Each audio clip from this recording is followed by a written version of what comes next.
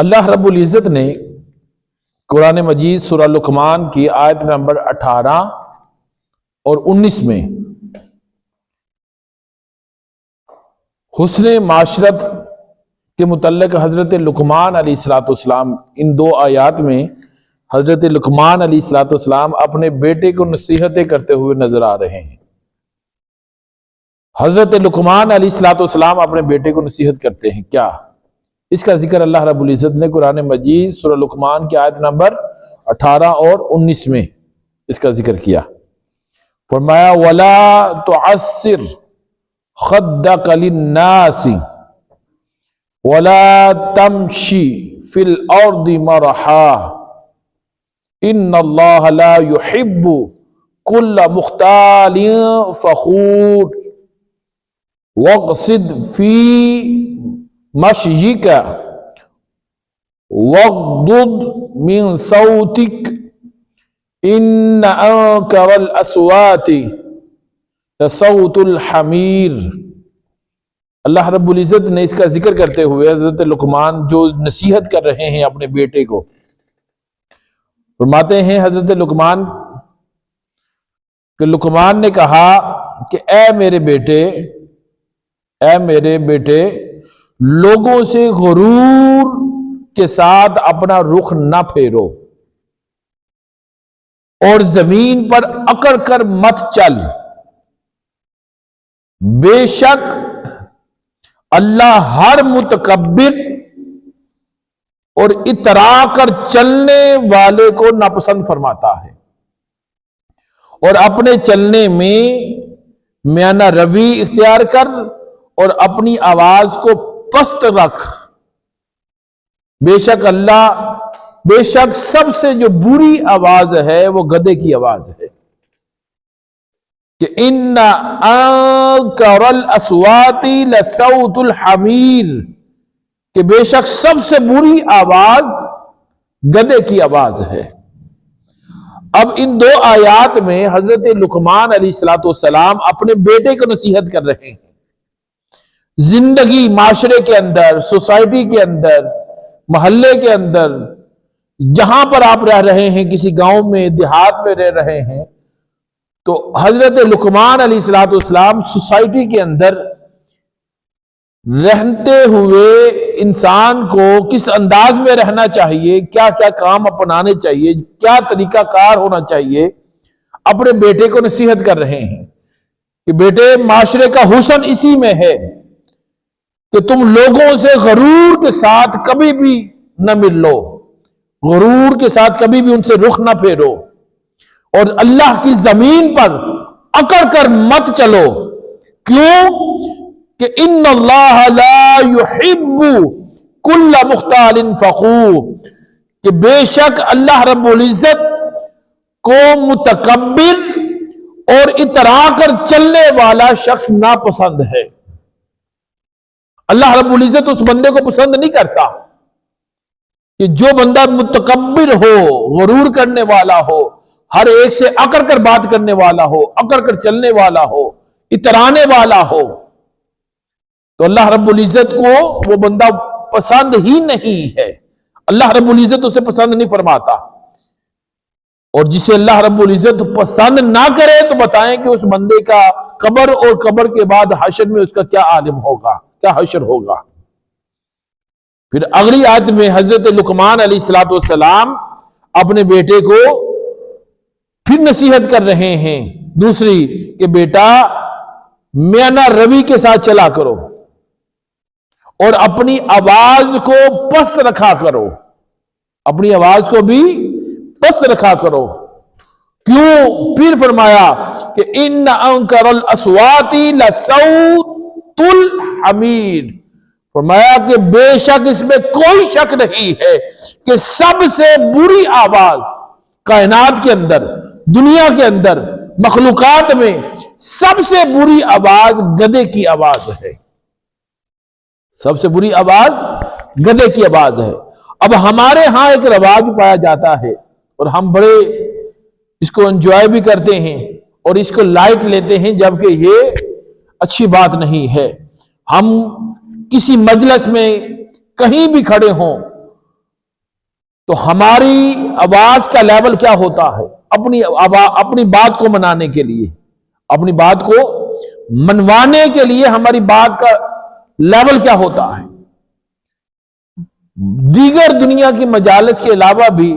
مساجد میں بھی کثرت کے ساتھ یہ چیز پائی جاتی ہے کہ مساجد میں لوگ اپنی بات کو منوانے کے لیے، اپنے آپ کو بڑا ثابت کرنے کے لیے، وہ مساجد کے معاملات میں چھوٹی چھوٹی بات پر وہ گلے پھاڑ پھاڑ کر ایک دوسرے سے گفتگو کرتے ہیں۔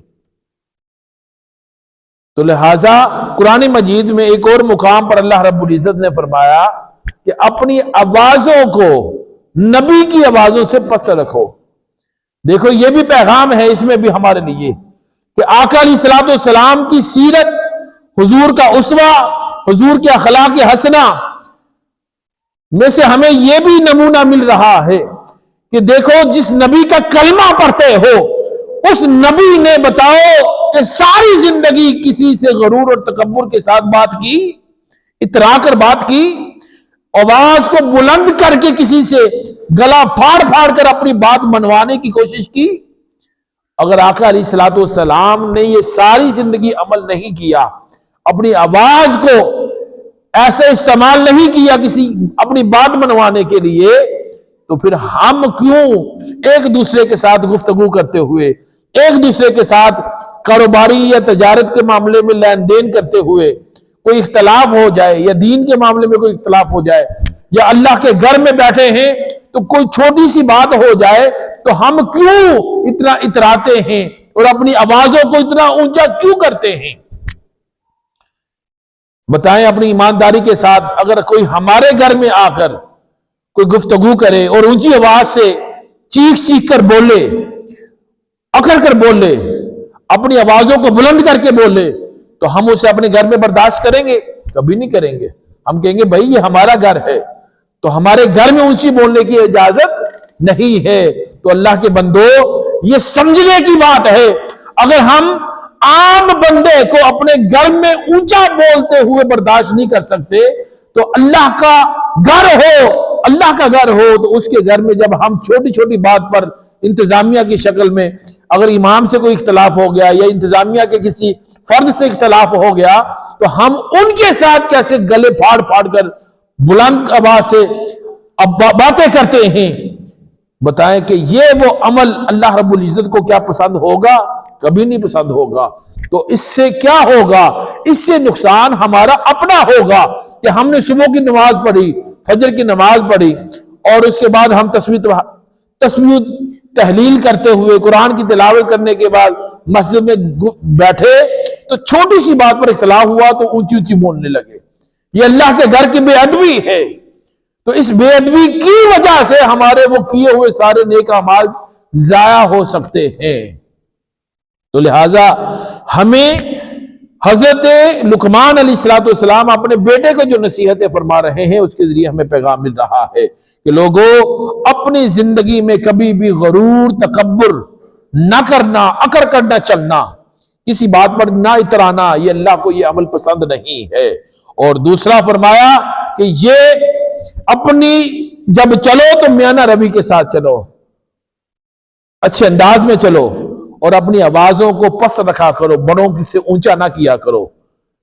بڑوں سے اونچا نہ کیا کرو، اس چیز کا خیال رکھا کرو۔ یہ سوسائٹی کا، معاشرے کا حسن ہے اس کے اندر۔ پھر اسی آیت مبارکہ کی روشنی میں جو حدیث آئی ہے ابی داؤد السنن اور حدیث نمبر ہے 4790 اور اس کو بیان کرتے ہیں حضرت ابو ہریرہ رضی اللہ تعالی عنہ، بیان کرتے ہیں کہ آقا علیہ الصلوۃ والسلام نے فرمایا قال رسول اللہ صلی اللہ علیہ وآلہ وسلم المؤمن غر کریم والفاجر خب لئیم۔ آقا علیہ الصلوۃ والسلام نے فرمایا، اب یہاں پہ اس حدیث پاک میں آقا علیہ الصلوۃ والسلام نے مومن اور فاسق کے ظاہری اوصاف کی بات کی ہے کہ مومن کا ظاہری حلیہ، ظاہری انداز حالت کیا ہوتی ہے اور فاسق کی ظاہری اوصاف اور عادات کیا ہوتی ہے۔ آقا علیہ الصلوۃ والسلام نے فرمایا کہ مومن بولا بالا اور سادہ اور صاف گو ہوتا ہے اور شریف ہوتا ہے. یہ مومن کے اوصاف آقا علیہ السلام نے بیان کیے کہ جو مومن ہوگا وہ بولا بالا ہوتا ہے، صاف ستھری گفتگو کرنے والا ہوتا ہے اور شریف ہوتا ہے، اور جبکہ جو فاسق ہوتا ہے وہ مکار ہوتا ہے، دھوکے باز ہوتا ہے اور کمینہ ہوتا ہے. تو آقا علیہ السلام نے مومن اور فاسق کی یہاں پہ پہچان دی ہے. تو اللہ رب العزت کی بارگاہ میں دعا ہے کہ اللہ تعالی ہمیں